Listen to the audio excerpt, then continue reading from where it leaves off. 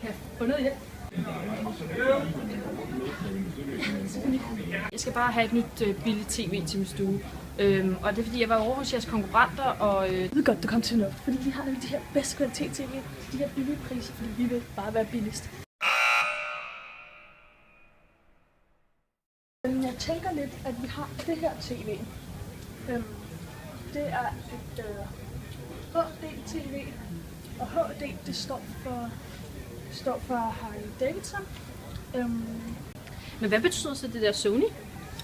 Nå, men det skal du ikke tage af. Det er ikke mærket. Det er ikke Sony, det er Sony. Det betyder, at det er et af deres nyeste tv. Jamen, altså det ser ret stort ud, det tv. Altså, kan du fortælle mig sådan, hvor mange tommer det er?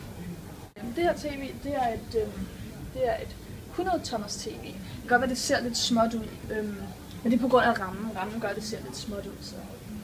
Men det er 100 tommer. Altså 100 tommer? Men hvad betyder så det der 46?